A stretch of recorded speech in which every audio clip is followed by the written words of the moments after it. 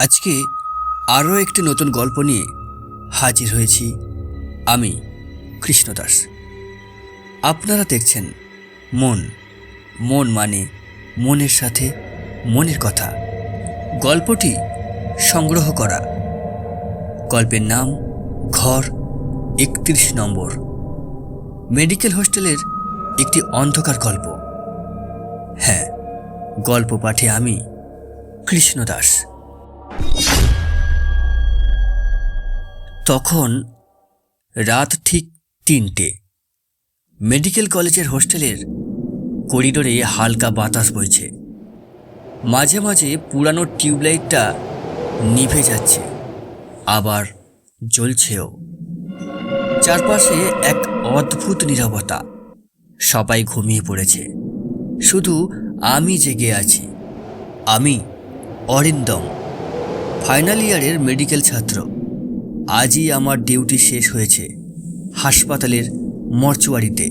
কিন্তু আমার মনে হচ্ছিল আমি একা ফিরিনি, কেউ যেন আমার পেছন পেছন আসছে। আমরা চারজন একই সাথে একই রুমে থাকতাম। আমি, সৌম্য, দীপ আর রুবেল। কিন্তু আজ রুবেল নেই। গত রাতে ওই আমার সাথে ছিল মর্চুয়ারিতে।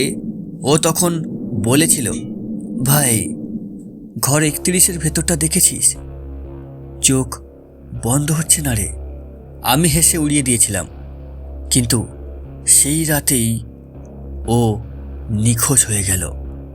রাত ২টোর দিকে সৌম্য বলেছিল ও রুমের দরজায় কেউ নাকি ঠকঠক করে কড়া নাড়ছে। আমি গিয়ে দেখি কেউ নেই, শুধু দরজার নিচে একটা অদ্ভুত ছায়া, যেটা একটু নড়ে উঠল, তারপর অবশেষে মিলিয়েও গেল। সেই ছায়াটা ঠিক রুবেলের মতোই লাগছিল। পরদিন সকালে আমি গেলাম মর্চুয়ারিতে। ভেতরটা বরফের মতো ঠান্ডা। সারি সারি ধাতব ড্রয়ার, প্রতিটায় লেখা নম্বর। আমি হাঁটতে হাঁটতে গুনছিলাম ২৮, ২৯, ৩০। আর হঠাৎ ৩১ নম্বর ড্রয়ারটা নিজে থেকেই খুলে গেল। আমার হাত কাঁপতে লাগলো। ভেতরে শুয়ে আছে রুবেল, চোখ দুটো পুরো খোলা, ঠোঁটে অদ্ভুত এক হাসি। মনে হচ্ছিল চোখের দৃষ্টিটা সরাসরি আমার দিকেই তাকিয়ে আছে, যেন বলছে, তুই তো বলেছিলি নাটক করি। আমি ছুটে বেরোতে গিয়েছিলাম ঠিক, কিন্তু দরজাটা হঠাৎ বন্ধ হয়ে গেল। ঘরে অন্ধকার। ঠান্ডা একটা স্পর্শ আমার গলায় এসে পড়ল, যেন বরফের আঙুল চেপে ধরেছে আমার গলায়। সেই রাতে হোস্টেলে সবাই আতঙ্কে। দীপ বলল, কাল থেকে কেউ ওই ৩১-এর রুমে থাকবি না। আমি অবাক হয়ে বললাম, ওটা তো মর্চুয়ারিতে ঘর, হোস্টেলে নয়। দীপের মুখ সাদা হয়ে গেল। ও ফিস ফিস করে বলল, না রে অরিন্দম, আমাদের রুমটাই তো এখন ৩১ নম্বর। আমি থমকে গেলাম। রাত গড়িয়ে ৩টে বাজল। দরজার নিচে আবার ছায়া নড়ল।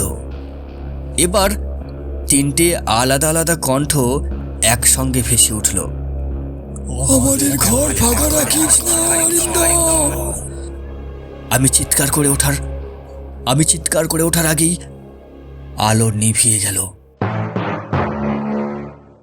পরদিন সকালে ওয়ার্ডেন এসে বললেন, রুম ৩১, ও ঘর তো ফাঁকা পড়ে আছে, ওখানে কেউ থাকে না। আমি জেগে উঠলাম। হাসপাতালের বেডে, মাথায় ব্যান্ডেজ, পাশের টেবিলে একটা নোট। সেই নোটে লেখা আছে, অরিন্দম, তুমি একমাত্র বেঁচে গেছো, বাকি ৩জন আগুনে পুড়ে মারা গেছে। ডাক্তার বললেন, তুমি হয়তো ট্রমার কারণে হ্যালুসিনেশন করছো। আমি কিছু বললাম না, শুধু ফিস ফিস করে বললাম, না ডাক্তার, ওরা আছে। এক মুহূর্তে আমি শুনতে পেলাম রুবেল, সৌম্য, দীপ তিনজনের একসাথে কণ্ঠ খুব কাছে থেকে আমার কান ঘেঁষে চলে গেল। তারা বলছে, কেউ বাঁচবে না, তুইও পার পাবি না। ঘর 31 কেউ বাঁচবে না অরিন্দম, তুইও পার পাবি না। ঘর 31 কেউ বাঁচবে না অরিন্দম, তুইও পার পাবি না, তুইও পার পাবি। পরের মুহূর্তে মনিটরের শব্দটা দীর্ঘ টান টান নিঃশব্দ হয়ে গেল। ঘরে নিভে গেল আলো, শুধু একটা ঠান্ডা বাতাসের ঝাপটা হাওয়া জানলা দিয়ে বয়ে চলে গেল আমার চুলগুলো উড়িয়ে দিয়ে। হোস্টেলের নোটবুকে এখনো লেখা আছে, 31 নম্বর রুম খালি রাখো। কেমন লাগছে আমাদের এই গল্পগুলো? যদি আপনাদের ভালো লাগে তাহলে অবশ্যই এই গল্পগুলোকে শেয়ার করুন যারা শুনতে ভালোবাসেন।